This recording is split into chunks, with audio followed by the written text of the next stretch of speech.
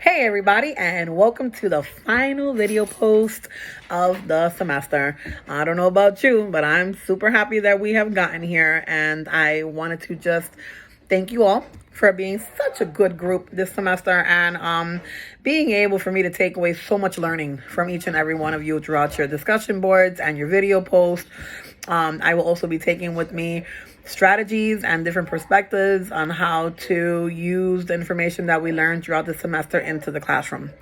Also, I wanted to also thank the professor for being a wonderful instructor.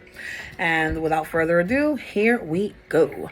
So this week's final chapter is on differentiating literacy instruction and integrating literacy across content areas in our classrooms. As teachers, we can utilize different instruction strategies that are called key strategies for differentiation, and I'm going to break that down into little groups and talk about each one as I go on. So the first one is flexible grouping, which is where you're able to divide your students into small groups based on their current reading level or their specific skill need. Rotating groups regularly to provide varied learning experiences. Giving choice boards is another way, where this is where you're able to offer students a selection of activities at different levels of complexity to choose from based on their individual needs. This is one that I use a lot in my classroom, which is tiered assignments. This is where you're able to create multiple versions of an assignment with varying levels of difficulty. That's ensuring that all students can access content while being challenged appropriately. Learning contracts allow students to negotiate their learning goals and select activities that best align with their interests and abilities. When I first read this about learning contracts, I was a little bit confused because I said, wait a minute, you give your students a choice on how they're going to learn?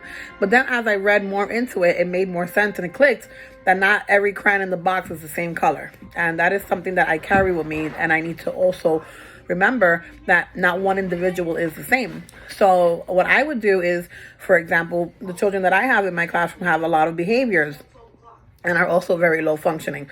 So what I would do is I would present visual aid cards or their tablet where they have the apps, and I would say, okay, would you like to work on your social studies skills using the crayon and the paper that we have here for the American flag, example? Or would you like to go to your app on your tablet and drag the stripes on the tablet and the stars to compose your American flag? I feel that by giving options, it does make the student feel more engaged in their learning process. Read aloud with purpose is also very important. You're able to select text related to subject matter and use active reading strategies like questioning them, summarizing, and making connections amongst the story and how things did interact and connect with one another, characters, themes, plots, everything that has to do with that. Graphic organizers is a very good tool because you're able to use charts, diagrams, timelines. And I feel that as an educator, that does help your students to organize and also know what steps are coming next. Once again, in my classroom, low functioning, I have a daily tactile symbols, and I have that for every subject possible. And I have it literally step by step per student. So I will individualize their subject, their assignment, and with the aides in my classroom, we are able to take down the symbol and say, good job, you finished part 1. What's part 2? And we continue from there with encouragement until eventually the entire task is completed. Think alouds are something that are that is very important, not just read aloud, but you have to think aloud, right? You have to make critical thinking processes by verbalizing your thoughts and making it more, I would say maybe exaggerated in your expression when you're reading to your students so that they're engaged and curious and want to learn more. Improved comprehension. It's regular practicing with reading and writing in different contexts, which will overall enhance their literacy skills. And real world relevance, which is mostly how I do it in my classroom because my students need more real topics, not things that they're not going to probably understand. So I focus more on currents. So this is able to show students how literacy is used in various ways and situations, and it makes learning more meaningful because they can relate to it. How can we integrate literacy across different content areas? Well, like I mentioned, strategies such as reading for a purpose, previewing your text, making connections and predictions, using graphic organizers, engaging in think alouds, be very supportive of your learners.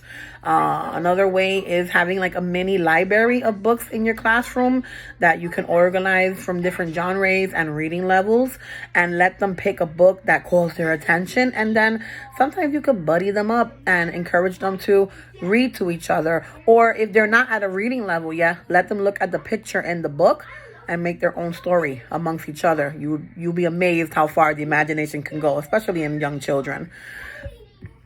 How do we include students in the classroom activities during remote or online instruction? Well, simple. You can use breakout rooms for small group discussions. You can incorporate polls and quizzes. You can ask open-ended questions. You can use collaborative online documents, encouraging active participation throughout chat features. You can do like interactive learning games, like Smarty Ants that I had mentioned earlier in the semester. And these are ways that you actively get to engage your students and you see how they contribute to their own learning process. And, well, finally, why is literacy important to us teachers? Well, let me tell you, literacy is foundational to all areas of education. It's not just reading and writing. It's going to be incorporated in every single subject that you have: science, social studies, math, music class, health class, gym, anything that is in the educational system that is molding you to be who you're meant to be or lead you into your academic journey is how you're going to use the skills of literacy, and you're going to be able to connect them forever. And by doing that, you are literally, as teachers, you're helping ensure that students have the necessary skills in order to succeed academically. I hope that you enjoyed the video. It's been a pleasure, and best of luck to you all. Bye.